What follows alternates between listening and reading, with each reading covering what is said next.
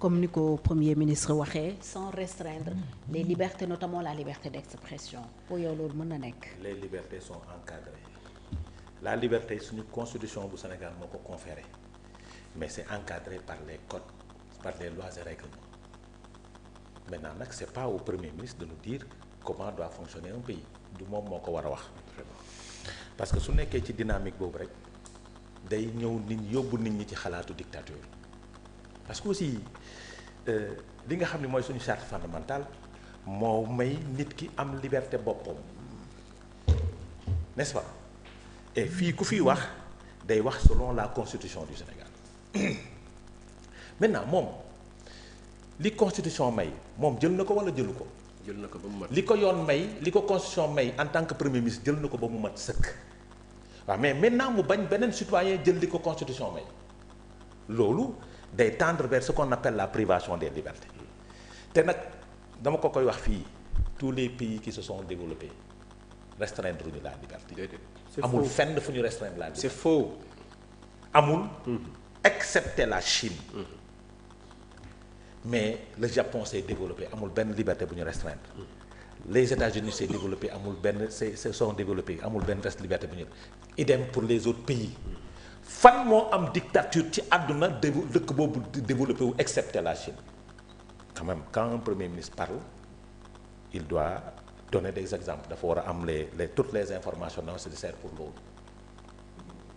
ces pays développés se sont développés à travers une révolution industrielle voilà mais malheureusement ñoom dañu jël au pouvoir au lieu de nous mettre en place une politique industrielle pouvant nous faire entrer dans l'ère de la révolution industrielle ils sont dans la révolution verbale loolu ay limites la Fatou dina xaw a jafe nag pour ñu taxaw ci parce que le premier ministre a parlé de je suis indestructible et je vais effacer ñaari concept lay utiliser indestructibilité indestructibilité je suis indestructible politiquement et il va effacer maintenant il va effacer la njëkkee avant muy wax indestruction kan ngay effacer mooy ki nga nekk ki nga xam ne mi ngi lay détruire présentement parce que nit ki quelqu'un qui est indestructible du ko wax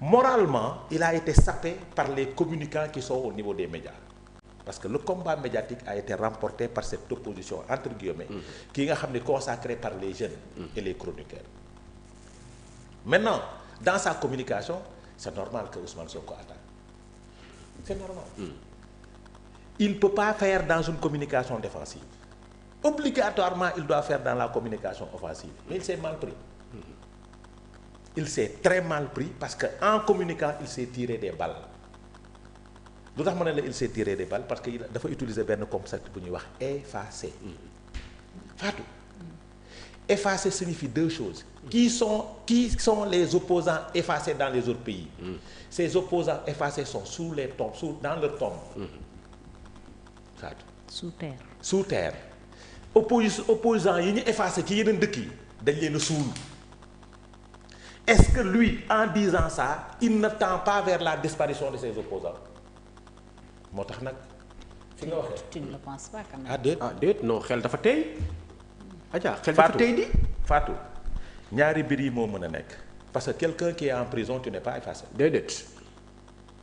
Abdou Nguer n'est pas effacé. il est gardé. il est gardé. il est gardé quelque part. c'est-à-dire quelqu'un qui est effacé c'est quelqu'un qui n'existe plus. dans le registre des vivants. dans le registre des vivants c'est ça la vérité c'est-à-dire aujourd'hui képp koo xamante ne yaa ngi wax ci média sa bakkan mi ngi ci xottu gerte parce que man nag c'est ça là que j'ai donné la définition d'effacer. mais oui. parce que tu ne peux pas écrire effacer quelqu'un et le réécrire mënul nekk.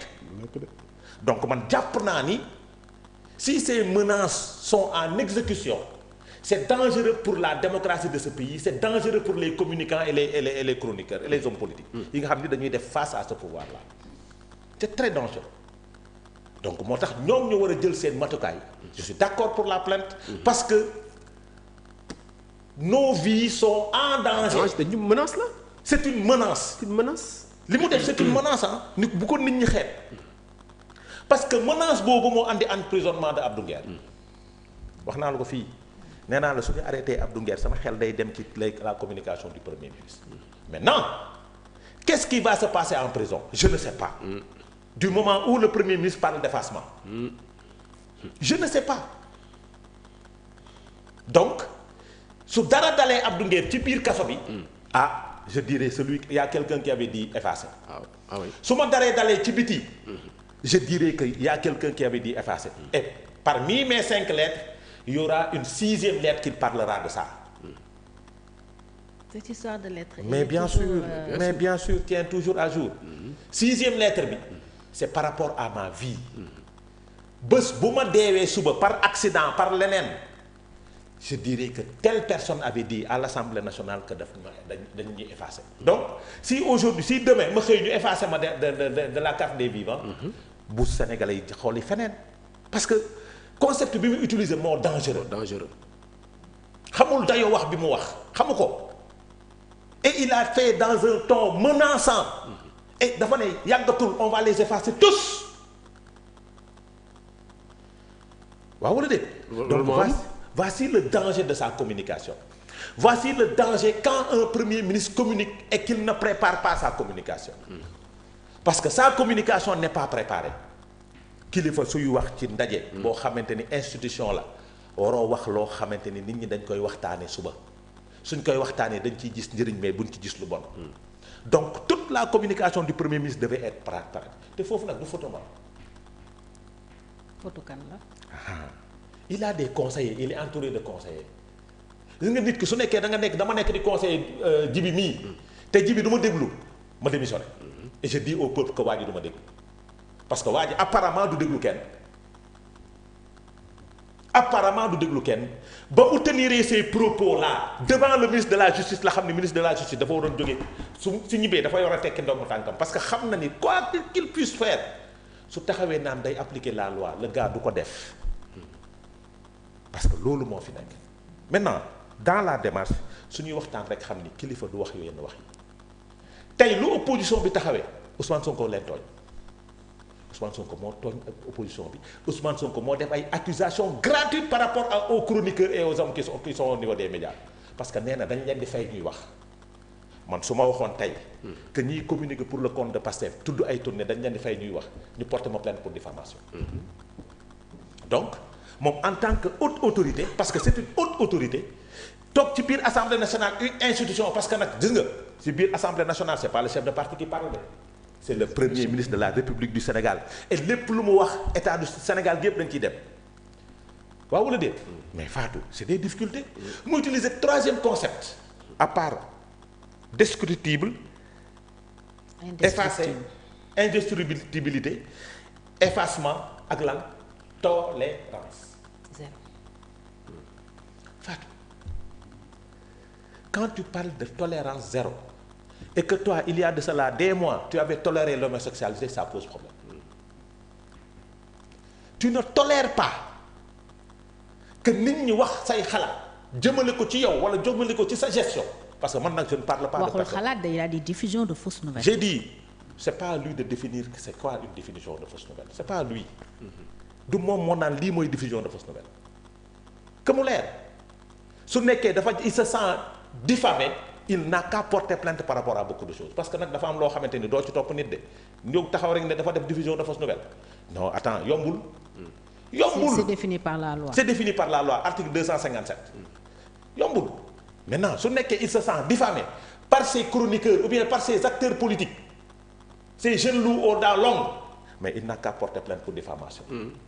ñu ngi nii toog il n'a qu'à porter plainte pour diffamation ñu dem fa nga xam ne doonee benn ñu àtte leen maintenant quand tu dis aux gens tolérance zéro xam nga ku nekk ci tolérance zéro xam nga kuy wax jamonoy tolérance zéro mooy ku tiit quelqu'un qui est au dos au mur maanaam gars yi dañoo sës Ousmane Sonko ci miiru wis bi dañ ko ci sës ba ci miiru wis bi muy frotter xamul fu mu jëm non day attaquer ak jàmbaar day attaquer et quand il attaque si ces attaques ne sont pas calculées et organisées ay toj-toj lay wax te looloo ko dal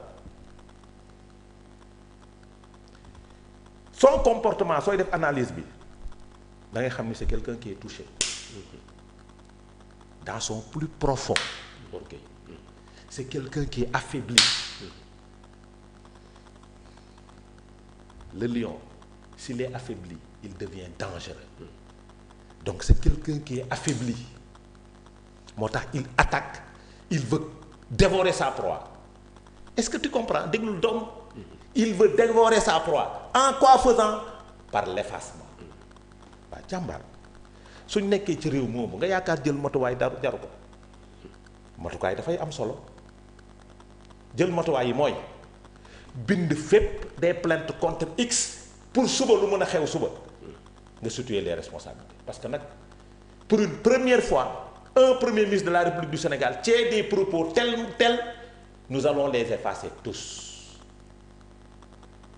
mu ngi doog a am maintenant les gens qui se sentent concernés par cette affaire nañu waajal seen bopp ci ñaari fànn yépp mooy parce que kaso du effacement moom du effacement parce que Ousmane comment il s'appelle Abdou Nguer mi ngi en prison il est en prison il croupit en prison parce que on cherche à l'effacer su nekkee dañ koy effacer 6 mois lay durer au maximum mu génnaat faire face parce que ils vont créer d'autres opposants plus dangereux que lui maintenant terrain bu mu xam ñu ngi koy fekk ci terrain bu mu xam mooy la ban terrain la xam en disant ça il est en train d'avouer sans le savoir que toj yi nekk Sénégal yépp c'était lui est-ce que xam nga loolu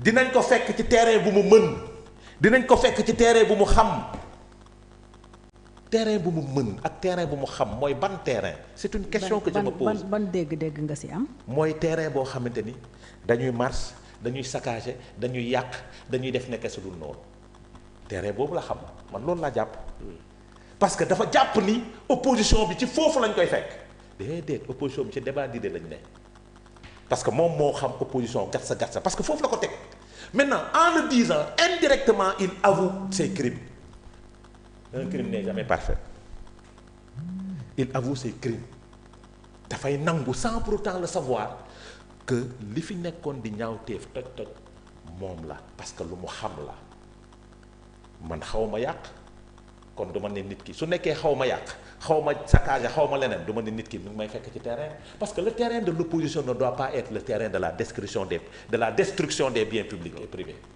le terrain de l'opposition c'est le terrain d'un débat intellectuel débat bi contradiction Sénégal ñu xel di teg ci Sénégal mais malheureusement su nekkee ci terrain bu mu xam la nekk lañ ko yóbbu mooy terrain xaste terrain gasta terrain yàq terrain saccagé terrain tas kër terrain leneen terrain cocktail molotov bon cette opposition là xamul loolu kon juum na ci la manière bu muy xoolee opposition bi moo tax mu ne opposition xam amu fi xam nga tax mu ne opposition bi amu fi y a pas d'opposition dans ce pays mooy gisagul fu ñu marché ba taal parce que pour moom loolu opposition la mi ngi nax boppam on peut s'opposer dans un pays sans pour autant taal yàq saccager def naka su dul noonu wala defar ay cocktail on peut s'opposer sans pour autant faire ça ku bëgg Sénégal di nga opposé wu ba jot nguur te bakkan du tuuru voilà ku bëgg Sénégal di nga opposé wu ba jot nguur doo taal yëfu jàmbur wala yëfu état ku bëgg Sénégal mën nga opposé wu ba génn parce que l'opposition c'est l'opposition d'idées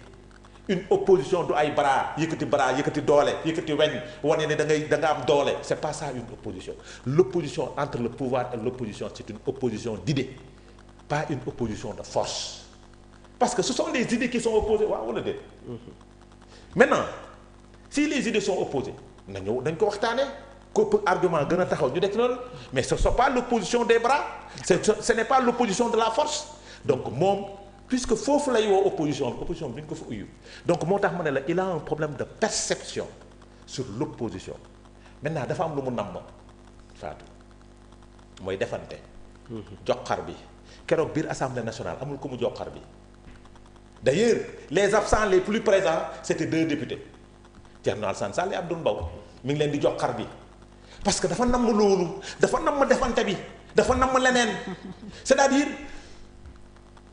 yàlla na ma yàlla baal